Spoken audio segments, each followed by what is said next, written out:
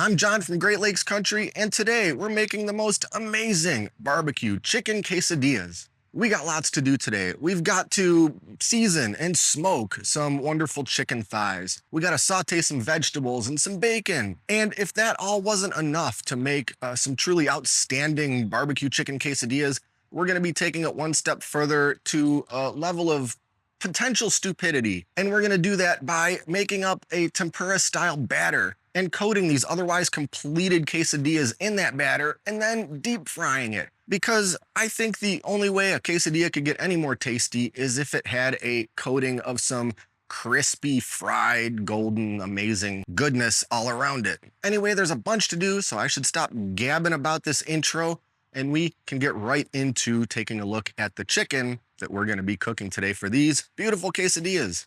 And here we've got 4 very nice looking bone-in, skin-on chicken thighs. And there's not a whole lot that I need to do to these. I'm not gonna really worry about trimming anything or anything like that. I want all of that delicious skin to stay right where it is. And really, all I gotta do is get it seasoned. So I'm gonna go on pretty heavy with some of my favorite homemade chicken rub, which by the way is probably going to be available pretty soon for purchase via this channel, if anybody's interested. But use whatever barbecue chicken seasoning you like. That McCormick stuff is pretty good. Heck, just use some salt, pepper, garlic if you got nothing else. But we'll just get them nicely coated all over. And then I'll just get those chicken thighs arranged on a wire rack on a baking sheet, and this whole thing's going into the fridge for about 2 to 3 hours. Just let all the salt from that seasoning start absorbing in and doing its work. Dry out that skin a little more. Let that seasoning penetrate in a little bit deeper. After that, we'll be ready to fire up the smoker and start cooking. And today we're using the Oklahoma Joe Bronco drum smoker. This thing works great for doing some direct heat smoking. So I just gotta fill up the charcoal basket and, well, I guess I gotta empty the ash basket from my last cook while I'm at it. Get some good lump hardwood charcoal into the basket. Add a couple, 3 little bird's nest fire starters. Get those lit up. And I'll add a couple of chunks of my oak hardwood in there just for good measure. Get a little bit of smoky flavor on those chicken thighs while they're cooking away. Now I just gotta let this smoker come up to temperature. I'll open up the top chimney as well as the air intake vent. Once all that charcoal and everything is burning, then I'll start fine-tuning those vents to bring the cooker to that temperature I'm looking for. All right, smoker's heated up to about 325 degrees, which is where we want to keep it for pretty much the entire cook. I will say that this Oklahoma drum smoker is incredibly easy to dial in a temperature and keep it there for quite a long time compared to, say, one of the small offset smokers that I'm often using. So on go these chicken thighs. I'll start out with them skin side down, let them start getting some good heat, start getting those skins crisped up just a little bit. These thighs shouldn't take all that long, maybe, I don't know, hour and a half, something like that, but we'll check back on them in a little while, see how they're doing. In the meantime, let's knock out a little bit of prep work. First, we need some good old red onion. I'll just get it chopped up relatively finely. Next, a couple poblano peppers, but use whatever peppers you like. I've said it before, I'm pretty much a lightweight when it comes to spice. I do like some poblano because they got a nice flavor, but they're not really spicy at all. But of course, substitute them with some jalapeno if you like a little kick. Anyway, I'll just get the ends chopped off, slice them in half, get the seeds out of there, and just chop it all up. And lastly, a little green onion. We'll just get this chopped up. We're gonna be using this as some garnish a little later on. Now let's get some bacon cooking. So using my unnecessarily enormous cast iron skillet, I'll just fry up about, I don't know, as many strips of bacon as I think I can comfortably fit in here, which I guess will be a lot. And I like to go the regular thin cut bacon for this because it's gonna crisp up a little better and it's gonna allow me to break it into some nice little crumbly bacon bits a little better than if I was using a great big thick cut bacon. Yeah, something about like that's looking pretty good to me. So we'll just cook that bacon nice and low over the next little while till it's getting to be nice and crispy. Then I'll pull it all out of there, lay it out on some paper towels just to soak up any excess grease that's sitting on there. And then as it cools, it'll get even crispier and crumblier. Next, we're gonna use this same skillet with some of that bacon grease to cook off our onions and poblano peppers. But I don't quite need all of that bacon grease, so I'll just blot a little bit of it out. We definitely don't want it all out of there because we're gonna use that to fry our vegetables. So I'll just get them cooking at pretty medium heat, let them sweat down, let them soften up. I don't want them to become completely mush. Just get them a little tender, get them a little delicious. All right, we've been cooking away for about half an hour now, so I think we ought to give these little thighs a turn. And they are looking beautiful so far. Loving that color, loving that smell. So nothing else to do for now except close the lid and let them keep on cooking.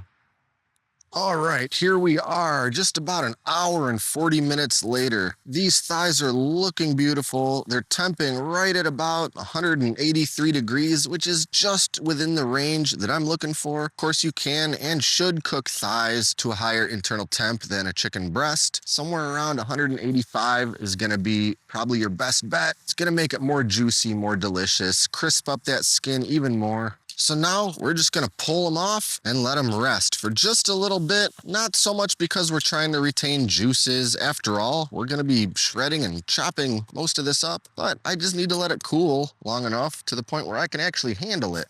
And if you're sitting there thinking, how could you spend so much time making that beautiful, delicious looking chicken thigh and not just feel the urge to grab one of them and take a big bite out of it? Well, I wondered the same thing. I probably should have waited for that to cool down a little bit more before I did that, but man, so juicy. The skin is just perfectly crispy. Lots of great smoke flavor on that. Really, you just can't beat a beautiful direct heat smoked chicken thigh. But alas, the destiny for most of these chicken thighs is to be chopped up to go in my quesadillas. So, well, maybe I'll take one more bite of this and then we got to get to it. All right, let's get these thighs deboned and cut up. Nothing especially graceful about the way I'm gonna go about this. Just rip that bone out of there. That meat's just falling off anyway. And now we just gotta get it all chopped up. Yeah, the skin's going right in there. Of course it is. That's arguably the most delicious part, and well, that's where the majority of that seasoning rub is.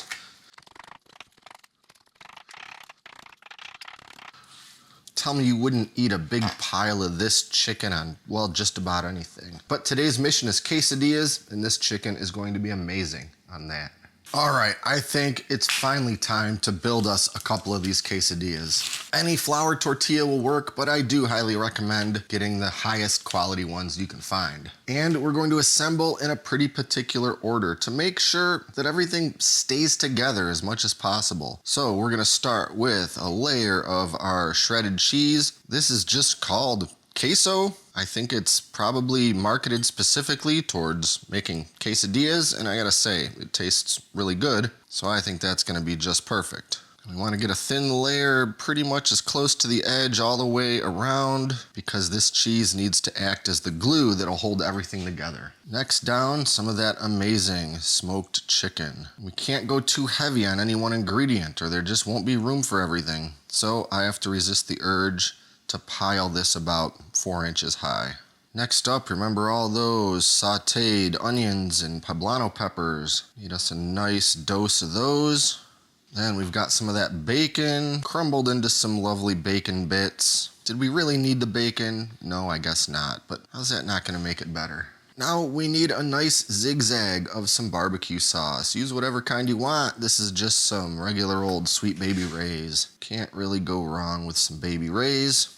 And then one more relatively thin layer of the shredded cheese. You know, use as much as you want. It's probably not gonna hurt anything, but definitely make sure that you've got enough to where it melts and at least hopefully holds everything together. Then one more tortilla on top. Kind of press it down a little bit, try to make things as even as I can get them in there, but we're only able to do so much with that. I'll get this one set aside for a couple minutes. I'll assemble one more.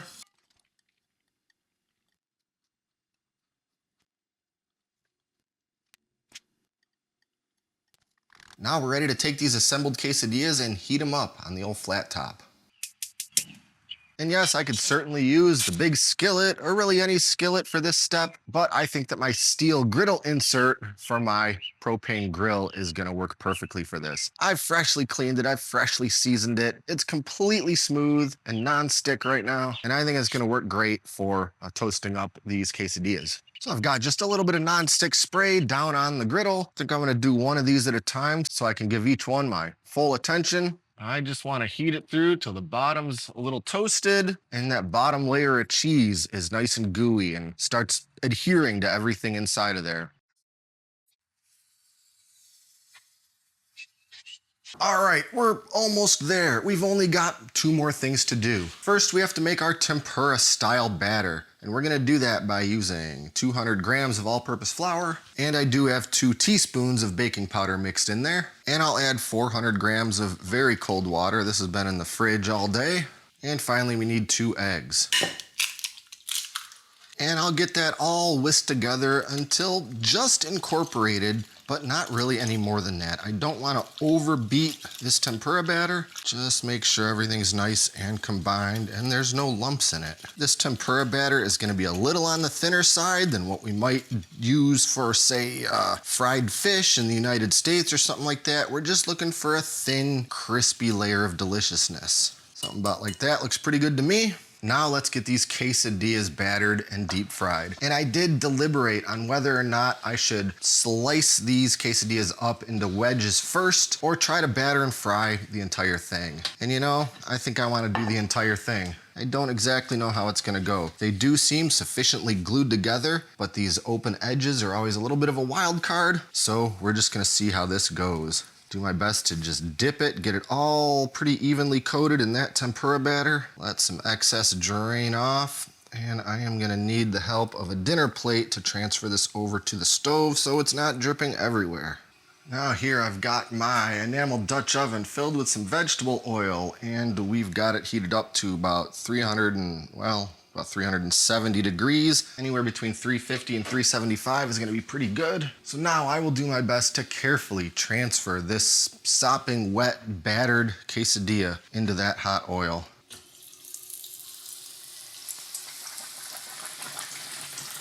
And we're just gonna fry this for about a minute until it's looking crispy and golden all over. And then we'll see if I have any ability to get it back out of there. I wanna make sure that it stays pretty well submerged the whole time. And I can just keep my fingers crossed that none of the inside filling of that quesadilla starts oozing and leaking out into the oil.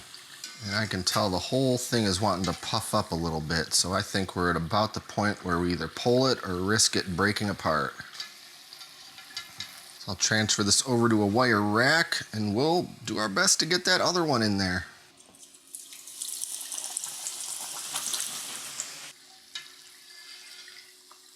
Okay, our battered quesadillas are fried, and that means they're finished and we're finally ready to serve and eat. Oh my goodness, just look at that. The underside got even more beautiful. I think the way that I want to do this is cut each one into quarters. Just look at that. Oh my goodness, that came out even better than I could have hoped. And here's how we serve. Beautifully fanned out on a little platter with just a perfect little spot in the middle for some sour cream. And you know I can't help myself but sprinkle a bunch of that chopped green onion all over top. And now finally, after what seems like an eternity, I'm finally ready to grab one of these little slices and take a bite. That's the one I want right there. Look at how beautiful that is. It's pretty heavy, but that light, crispy coating on top, that's really what I'm after. Wow. Hands down, the best quesadilla I've ever made. Even if I didn't batter and fry it, it probably would have ranked way up there. But that little bit of tempura on there, man, that just adds a little something that my junk food spirit can really get on board with. But it's all about how much love you give to the ingredients along the way. That chicken is so flavorful, and you get the different texture from the meat and the skin. Smoked on that direct heat, that is just the way to go for some beautiful chicken thighs. And then the onion and the poblano, well, how could you go wrong with that? Unless, of course, you like more spice, then sub the poblano for the jalapenos. A little bit of cheese, a little bit of bacon, a little bit of barbecue sauce. Of course, that's going to be a really tasty quesadilla. But cook everything with a little bit of love, build it all in the right order, and optionally batter and deep fry it. And that is one seriously delicious slice of quesadilla right there. I gotta have another. Luckily, I got someone who's going to share that plate of quesadilla with me today, because otherwise I fear that I might be very tempted to make some poor life decisions. Anyway, I guess that's about it. If you want to see the full written out recipe for what I've made here today, of course, I'll have a link to it in the video description below. And by the way, if you're looking for a relatively inexpensive barrel style or direct heat smoker, I do really recommend this little Oklahoma Joe Bronco. They make a bigger pro version of it, but I like this one because you can open the fire door at the bottom there and access your coals if you have to. I got this thing on some just odd, random, super duper lightning sale on Amazon that was like $100 off the normal list price. So keep an eye out for it. In fact, I'll put a link to it in the video description below if you want to take a look at that. In the meantime, be sure to like and subscribe and stay up to date with all our latest stuff, including future cooking and barbecue videos. Thanks for watching, and until next time, I'm John, and this is Great Lakes Country.